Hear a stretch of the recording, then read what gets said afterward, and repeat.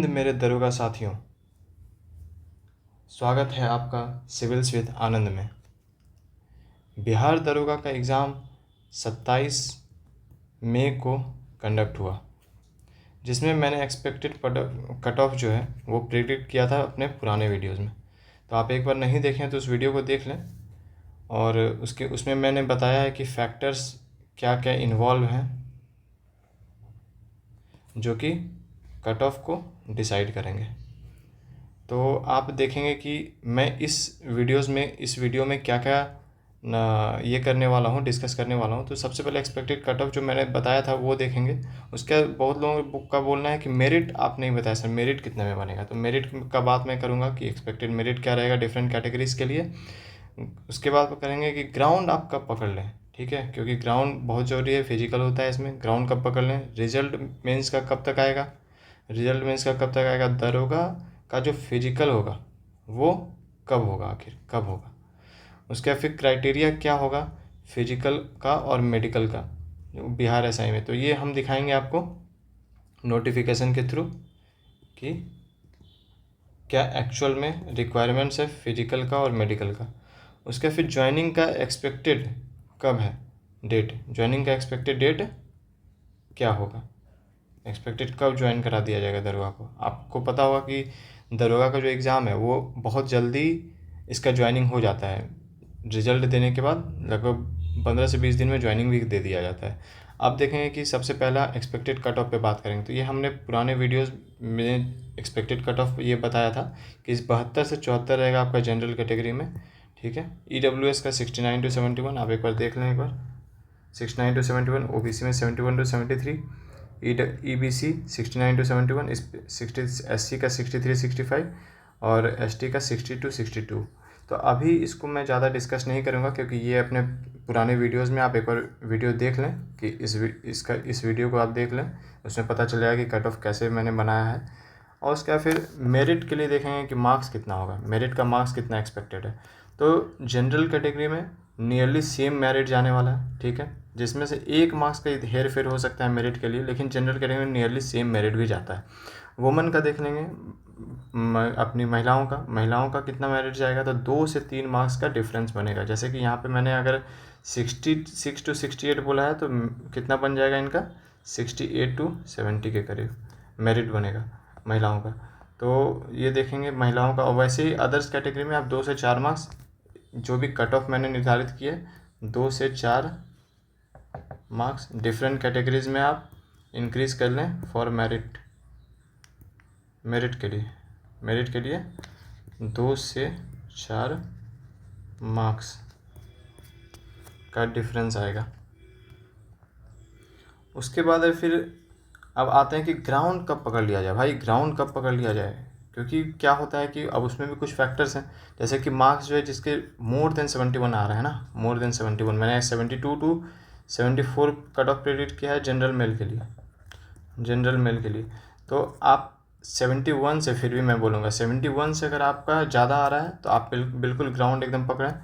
और उसके पढ़ाकू लोग को देखा गया है जनरली कि वो लोग लो होते हैं फिजिकल एक्टिविटीज़ में। तो क्योंकि भाई रात दिन करके पढ़ाई करते हैं वो लोग, तो अगर ऐसे करके पढ़ाई करते हैं तो किन्हीं की पीठ अकड़ी हुई है, तो किन्हीं के घुटने कमज़ोर पड़ गए हैं, किन्हीं को कैल्शियम की कमी है, तो किन्हीं का मसल्स मूवमेंट जो है वो प्रॉब्लमेटिक है, बोन्स में दिक्कतें आ रही हैं। तो ऐसे बहुत चीज़ें देखने को मिलती है। तो आप जब तक ग्राउंड नहीं पकड़ेंगे तो आपको पता नहीं चलेगा कि आप किस कैटेगरी में लाई करते हैं, आप दरोगा का फिजिकल निकालने लायक हैं भी कि नहीं। तो आपको जल्दी से जल्दी पकड़ना होगा और अपने आप को उस तरह से स्टेमिना और स्ट्रेंथ के साथ आगे बढ़ना होगा। अब देखेंगे कि क्या फिजिकल एकेडमी ज्वाइन करना ज़रूरी है, ये एक बार देख लेते हैं हम लोग, या फिर नियर बाय फील्ड पे जाएं और दौड़ना स्टार्ट कर दें। तो देखिए, अगर कभी भी आपको एक्सपीरियंस नहीं है चीज़ों का, कोचिंग और फिजिकल एकेडमी ये सब तभी होती है जो आपको बहुत जल्दी आपको ऊपर तक ले जाए, जगह पर ले जाए। तो एक तरह से आपको ये बूस्टर का काम करती है ना, बूस्टर का काम करती है। मैं ये कोई प्रमोशन नहीं कर रहा हूँ, लेकिन अगर आप फिजिकल एकेडमी चले जाएंगे जहाँ जब आपको कोई नॉलेज नहीं है, तो आप इसमें जाके गांधी मैदान में या कोई नियर बाय फील्ड, जहाँ पे भी बहुत से जगहों में बिहार में डिफरेंट सिटीज़ में भी आप देखेंगे कि ना फिजिकल एकेडमी खुल गए हैं, तो आप वहाँ जाके फिजिकल एकेडमी को ज्वाइन कर सकते हैं, सब आपके ऊपर है। और नियर बाय फील्ड में भी आप जा सकते हैं, अपने आप को दौड़ सकते हैं, आप सेल्फ प्रिपरेशन कर सकते हैं। तो आप सेल्फ प्रिपरेशन कैसे करेंगे ये सब मैं दिखाऊंगा कि क्या रिक्वायरमेंट्स है उसके, तो नोटिफिकेशन से मैं दिखाता हूँ आगे। उसके बाद फिर बोल रहा है कि मेंस रिजल्ट आखिर कब आएगा, ठीक है, मेंस रिजल्ट कब आएगा। तो मेंस का रिजल्ट 27 मई को सबसे पहले तो हुआ था, एग्ज़ाम हुआ था। अब इससे 15 से 20 दिन में एक्सपेक्टेड होता है मेंस का रिजल्ट। तो 15 से 20 दिन का मतलब क्या हुआ, 17 मई तक मैक्सिमम 17 मई तक आपका रिजल्ट आ जाना चाहिए, ठीक है। उसका फिर फिजिकल कब होना है, अब देखेंगे कि हम लोग का फिजिकल कब आएगा डेट।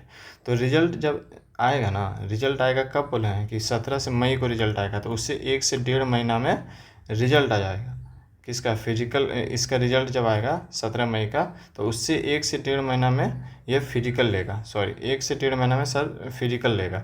तो अब ये फिजिकल जो होता है ना वो 1 महीना तक चलेगा। 1 महीना तक कितने कैंडिडेट्स का चलना है, पिछले वीडियो में मैं बताया था कि 10 के कैंडिडेट्स लगभग रहेंगे जिनका 1 महीना तक फिजिकल चलेगा, ठीक है। 1 से 1.5 महीना में आएगा आपका रिजल्ट 17 मई के बाद, और उसके बाद फिर 1 महीना में तक फिजिकल होगा। क्राइटेरिया आप देखेंगे कि मानदंड क्या है, क्राइटेरिया क्या है फिजिकल और मेडिकल का, तो नोटिफिकेशन आने वाला है, ठीक है। नोटिफिकेशन आ चुका है, सॉरी माफ़ी चाहूँगा, नोटिफिकेशन आ चुका है। तो अब इससे देखेंगे कि क्या क्या क्राइटेरिया है फिजिकल और मेडिकल का। तो चलिए पहले हम लोग वही देख लेते हैं कि क्या क्राइटेरिया है।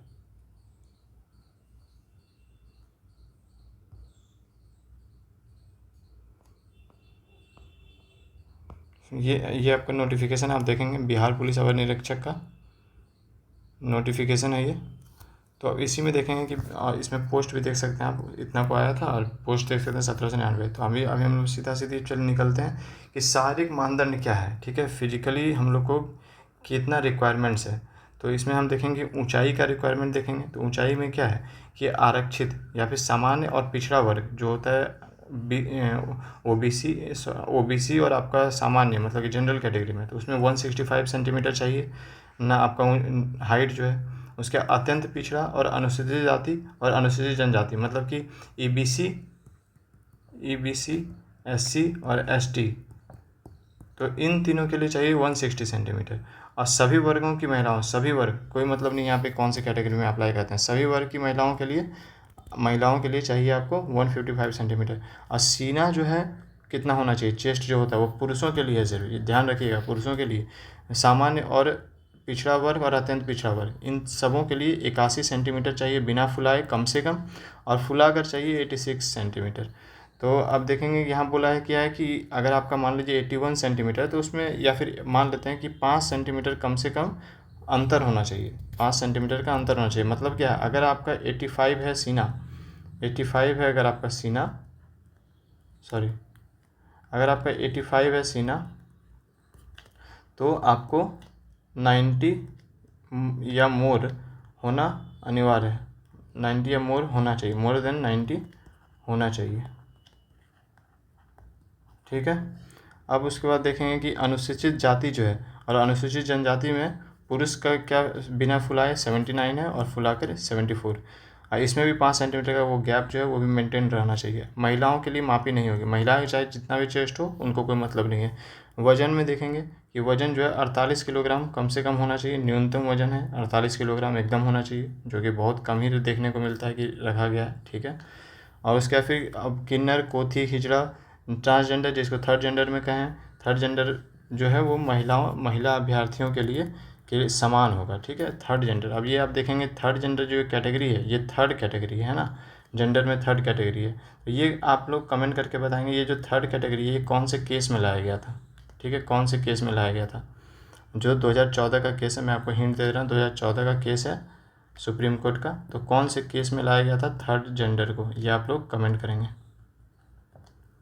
उसके बाद फिर नियुक्ति की प्रक्रिया, अब नियुक्ति कैसे होना है, ठीक है, ये सब तो बाद में बताते हैं। पहले तो जो हम लोग का मेन है तृतीय चरण, उसको देखा जाए।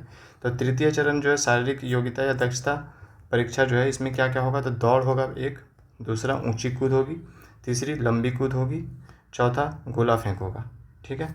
ऐसे 4 चीज़ होंगे। तो अब इसमें तृतीय चरण में हम लोग देखते हैं कि दौड़ का क्या सीमा रखा गया है। तो आपको पुरुषों के लिए जो है वो 1 मील यानी कि 1.6 किलोमीटर जो है 6 मिनट 30 सेकंड में दौड़ना। आप याद रखिएगा 6 मिनट 30 सेकंड में तो लिखा है, इसका मतलब ये नहीं है कि हम लोग जब प्रैक्टिस कर रहे हैं तो 6 मिनट 30 सेकंड में ही दौड़ेंगे। हम लोग को ये प्रैक्टिस करना है कि लेस देन 6 मिनट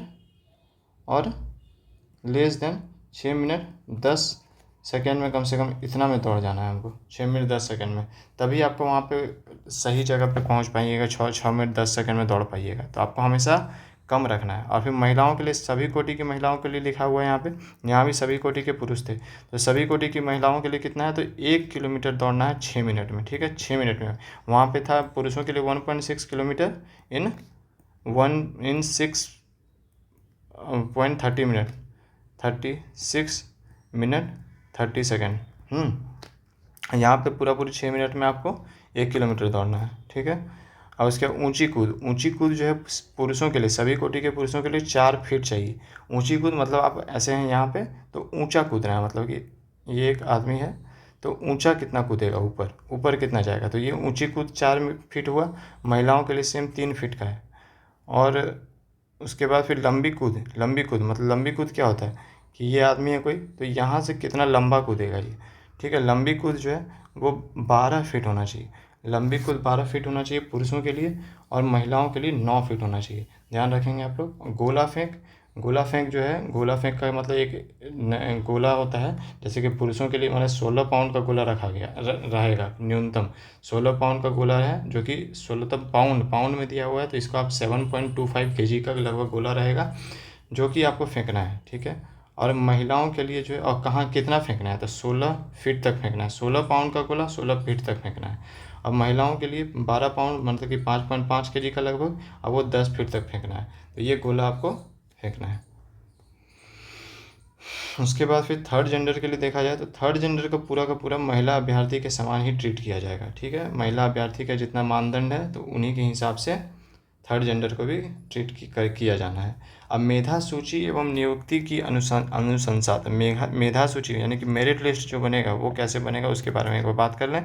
तो समान अंक अगर रहता है, अच्छा ये एक मतलब एक्स्ट्रा नॉलेज है कि आपको देखेंगे कि 2 या 2 से अधिक व्यक्ति का अगर समान अंक पाया जाता है लिखित परीक्षा में, यानी कि मेंस मेनली हो गया यहाँ पे मेंस, ठीक है। तो अगर 2 या 2 से अधिक लोगों का अगर समान अंक पाया जाता है, मेंस या फिर कोई भी परीक्षा बोल लीजिए आप, लगभग सब में एक ही चीज़ लागू होता है। 2 या 2 से अधिक लोगों का अगर समान अंक आता है तो उसमें सबसे पहले जन्म की तिथि देखी जाती है, और उसके आधार पे जो उम्र में वरीय अभ्यर्थी मतलब जिसका उम्र ज़्यादा होता है तो उसको ऊपर रखा जाएगा, ठीक है, उसको प्रेफरेंस मिलता है। उम्र ज़्यादा वालों को, याद रखिएगा, उम्र ज़्यादा वालों को प्रेफरेंस है, और उसके समान अंक है और उसके समान जन्म तिथि भी है। अब भाई क्या करें, तो अब शैक्षणिक योग्यता जिसके आधार पे होगा, जिसका ज़्यादा होगा शैक्षणिक योग्यता, योग्य जो ज़्यादा होंगे तो उनको ऊपर रखा जाएगा। अब उसके फिर शैक्षणिक योग्यता भी सेम है अब अभ्यर्थी का। तो अब क्या करेंगे, तो अब है कि 10th बोर्ड का जो आपका प्रमाण पत्र है, 10th बोर्ड का जो प्रमाण पत्र है, हाँ 10th बोर्ड का प्रमाण पत्र, तो उसमें जो अंग्रेजी वर्णमाला में जो आपका डिक्शनरी से जो पहले आएंगे, डिक्शनरी से जैसे ए पहले आता है ना, तो ए को पहले रखा जाएगा। उसके बाद आपको जैसे मान लो 2 है, आनंद है और एक है शुभम, तो इसमें किसको पहले रखा जाएगा, ए वाले को, तो इसी के लिए ए को वरीयता मिलेगा, ये बोला जा रहा है। तो दोस्तों अभी इसमें यही था। अब उसके बाद फिर से हम अपने पुराने पे चले जाते हैं एनालिसिस पे। तो हम लोग नोटिफिकेशन से क्राइटेरिया पूरा समझ गए, नोटिफिकेशन से पूरा क्राइटेरिया हम लोग समझ चुके हैं। अब जो है कि फाइनल रिजल्ट का आप देखेंगे, फाइनल रिजल्ट आखिर कब आएगा। तो फाइनल रिजल्ट 20 से 25 अगस्त के बीच आपका फाइनल रिजल्ट आ जाएगा, ठीक है, 20 से 25 अगस्त। और ज्वाइनिंग डेट क्या होता है, तो इसमें देखते हैं कि ज्वाइनिंग बहुत जल्दी ही करा दिया जाता है। अगर 20 से 25 अगस्त में आ रहा है ना, तो आपको बहुत जल्दी ज्वाइनिंग सितंबर में ही करा दिया जाएगा, ठीक है, अगले ही महीना सितंबर में ही तुरंत ज्वाइनिंग करा दिया जाएगा। और फाइनल सजेशन आपका क्या है मेरा, तो वो हम बता रहे हैं कि आपको मोर देन 71 अगर आप ला रहे हैं मेंस में, तो आप एकदम फिजिकल के लिए एकदम स्टार्ट हो जाएं, जिसमें से आपको स्ट्रेंथ और स्टेमिना को आपको बनाना है। जो लो हैं इसमें तो आपको बहुत जल्दी ज्वाइन कर जाना है। उसके एकेडमी ज्वाइन करना है कि नहीं वो आपके ऊपर निर्भर करता है, लेकिन अगर एकेडमी ज्वाइन करेंगे तो आपको बहुत जल्दी वहाँ पे लोग मोटिवेट करेंगे और दूसरों को देख के मोटिवेशन आएगा तो आप इसको ज्वाइन कर सकते हैं अगर आप सक्षम हैं तो। और फिर wait for the mains result, क्या वेट करें क्या मेंस रिजल्ट का? तो कोई होंगे अभ्यर्थी जो सोच रहे हैं कि रिजल्ट करें, तो मैं बोलूँगा कि रिजल्ट आपका वेट तभी आप करें जब आप क्या कहते हैं फिजिकल में फिट हैं, फिजिकली फिट हैं तो आप मेंस का रिजल्ट का इंतज़ार कर सकते हैं। लेकिन होता है ना कि जो अर्ली स्टार्टर होते हैं तो अर्ली बर्ड्स होते हैं जो, तो वो बहुत जल्दी सक्सेस पे जाते हैं। तो अगर आप वेट नहीं करेंगे और अगर आप ला रहे हैं इतना मार्क्स मोर देन 71, तो आप बिल्कुल बिल्कुल बिल्कुल एकदम आप लग जाएं, फील्ड को पकड़ लें। और जिनका नहीं हो रहा है आखिर वो क्या करें, उन बच्चों के लिए मैं बताऊंगा, वैसे एस्पिरेंट्स के लिए दोस्तों, कि आपको सबसे पहले कॉन्सेप्चुअल क्लैरिटी देखना है। अब वो चीज़ गया कि वन लाइनर याद कर लेंगे तो आपको पेपर सॉल्व हो जाएगा, तो इस बार से पता चल रहा है कि जो लेवल है वो सब चीज़ का बढ़ रहा है। सारे एग्जाम में 2026 में देखेंगे लेवल बढ़ा है। आप AEDO देख लीजिए, AEDO देख लीजिए, BPSC का जो 71st का प्री हुआ वो देख लीजिए, उसके बाद फिर आप UPSC का प्री देखिए, सारे का लेवल आपको AEDO तो हो गया बात। उसके बाद फिर आपका हो गया दरोगा का भी जो मेंस हुआ, दरोगा का मेंस, तो ये सारे आप एग्ज़ाम में देखेंगे कि दिन प्रतिदिन बढ़ते जा रहा है आपका डेप्थ ना। उसका फिर डेप्थ, यहाँ पे डेप्थ अंडरस्टैंडिंग चाहिए, मतलब कॉन्सेप्चुअल क्लैरिटी के साथ साथ आपको और अंदर तक पढ़ना है। जैसे कि ऑक्सीजन के बारे में इस बार क्वेश्चन पूछा था, तो बहुत अच्छा क्वेश्चन था, बहुत डीप क्वेश्चन था। NCERT की समझ जो है वो बहुत ज़रूरी है, और इसको वन लाइनर की तरह नहीं पढ़ना है, वन लाइनर की तरह ना पढ़ के लाइन बाय लाइन पढ़ना है, लाइन बाय लाइन पढ़ना है, ठीक है। अब BPSC PY की जो है उसका भी एनालिसिस आप कीजिए, क्योंकि यही चीज़ इसी पे रिपीट कर रहा है अभी दरोगा वाला, क्योंकि इससे बड़ा एग्ज़ाम क्या है, BPSC है तो बिहार का, तो इसीलिए इसी पे रिपीट करेगा, तो इसीलिए BPSC PY का एनालिसिस कीजिए। एंड फाइनली बोलेंगे दरोगा द SI आप लोग बनने वाले हैं और बिल्कुल बनेंगे, इसके लिए तैयार रहिए। और पुरुष हो या महिला हो, आप सब बिहार में 2 स्टार आपको लगेगा और आप लोग बस रेडी रहिए। तो मिलते हैं दोस्तों अगले वीडियो में, और 2 स्टार के लिए एकदम मोटिवेटेड रहिए, आप लोगों को मिलेगा। जो अच्छा मार्क्स ला रहा है, मेहनती वाल को कोई नहीं रोक सकता। तो ठीक है, वीडियो को समाप्त करते हैं। धन्यवाद दोस्तों, मिलते हैं अगले वीडियो में।